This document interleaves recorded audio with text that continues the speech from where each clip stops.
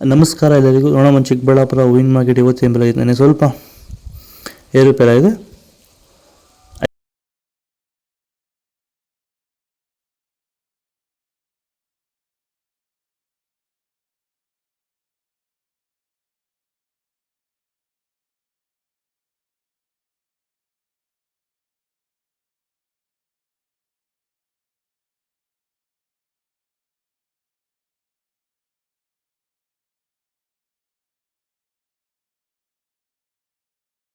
ನನ್ನ ಹೆಸರು ನಾಗರಾಜ್ ಸಿಎಂ ಅಂತ.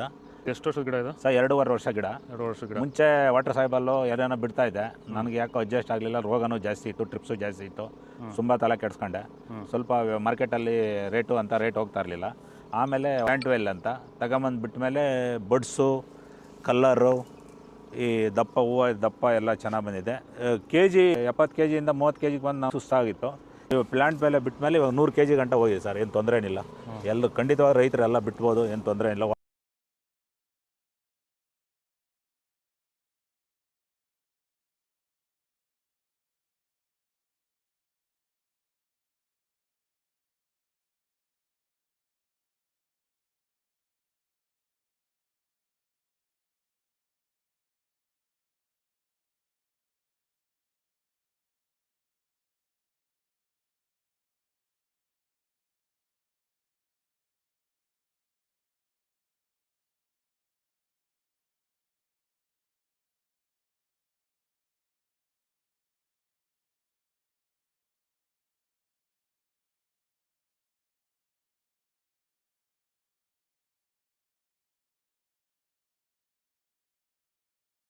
ಇದು ಚಿಕ್ಕಬಳ್ಳಾಪುರ ಹೂವಿನ ಮಾರ್ಕೆಟ್ ಇವತ್ತು ರೇಟಿಗೂ. ನಿಮಗೆ ಈ ವಿಡಿಯೋ ಯೂಸ್ಫುಲ್ ಆಗಿ ಪ್ಲೀಸ್ ಒಂದು ಲೈಕ್ ಮಾಡಿ, ಸಬ್ಸ್ಕ್ರೈಬ್ ಮಾಡಿ, ಫಾಲೋ ಮಾಡಿ, ಸಪೋರ್ಟ್ ಮಾಡಿ.